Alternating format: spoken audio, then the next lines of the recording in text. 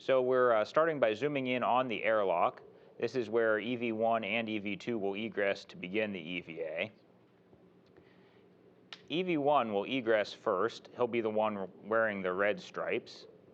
And he'll bring some tools and equipment for the SSU R&R with him. He'll be followed by EV2, Tim Peake, in the white stripes. Tim Peake will be carrying their spare SSU out to the worksite. Before the crew leave the vicinity of the airlock, they'll take a few moments to attempt to stow some other tools and equipment for subsequent EVA tasks on the outside of the airlock where they're easily accessible.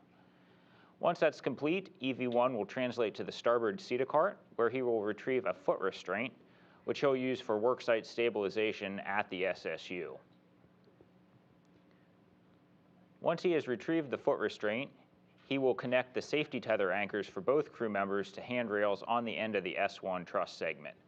Connecting the safety tether's anchors out here will enable them to reach all the way to the SSU worksite, which is on the far end of the truss. EV1 will then translate to the SSU worksite, where he will install and set up the foot restraint, positioning it to give him good access to the SSU itself. Once that's complete, he'll stow the tools and equipment he brought with him where they're easily accessible.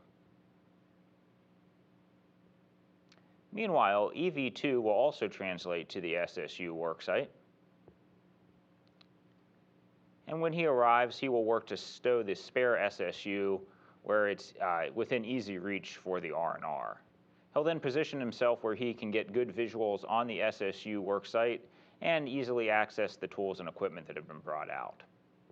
EV1 will ingress the foot restraint and verify that he's in a good position for the SSU R&R. Crew will wait for the beginning of night, and when that occurs, they'll begin the SSU R&R. EV1 will remove the failed SSU and present it to EV2 for inspection, then stow it on his BRT so it's out of the way as the crew retrieves the spare SSU from the bag. EV1 will then install the spare SSU and bolt it down to the space station. Once that's complete, the crew will work together to put the failed SSU back in the bag that the spare SSU originally came out in, which EV2 will carry back to the airlock. EV1 will work to clean up the worksite, and then will follow EV2 back to the airlock, dropping off the foot restraint on his way. EV2 will place the failed SSU back inside the airlock and be joined by EV1. EV1 will trade out some equipment, and then begin his translation to the NPV worksite for the next task. On the way to this worksite, EV1 will stop and drop a cable on the support side of Z1. It'll be waiting here for EV2 to connect later in the EVA. Then EV1 will continue to the NPV. This is a non-propulsive vent worksite where he'll be installing this non-propulsive vent. In order to install the NPV, he will first remove a cover plate that was installed on the same location where the NPV goes, and then place the NPV on the end of Node 3. Here we have some NBL video of the crew practicing this task. You can see that the clearance between Node 3 and PMM is very tight, making this a challenging worksite for the EV crew. Once installation of the NPV is complete, EV1 will translate to the aft side of the vehicle, and specifically to the aft side of PMA3. Here he will release a PMA3 launch restraint bracket. This will free some cables, which will be disconnected on a subsequent EVA, allowing the PMA3 to be relocated to an alternate location on space station. Once this is complete, EV1 will translate back to the airlock, where he will drop off the tools and equipment he used for the NPV, and pick up an empty bag, which he will use for the retrieval of the CP9 luminaire. So that's camera port 9. The light has some burned out light bulbs. So he'll translate out to this work site, retrieve the luminaire, which you can see here in white, and he'll place that luminaire in the bag he brought out with him. Once he has retrieved the luminaire, he'll do a few cleanup tasks at the worksite and then translate back to the airlock.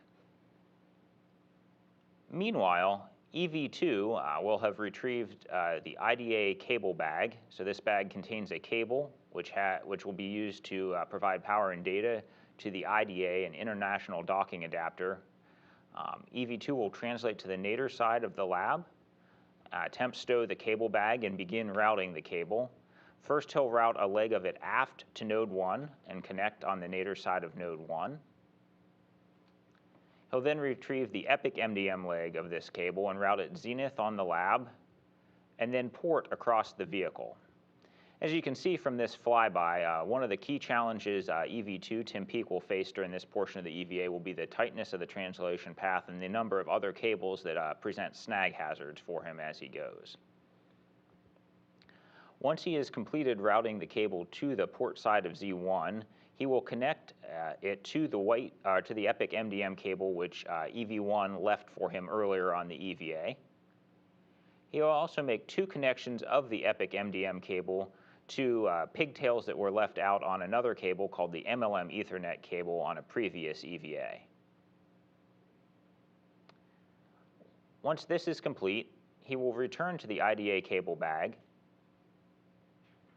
and retrieve the 3rd and final leg of the IDA cable, which he'll route forward along the lab and then zenith and forward on node 2, leaving it for eventual connection to the International Docking Adapter.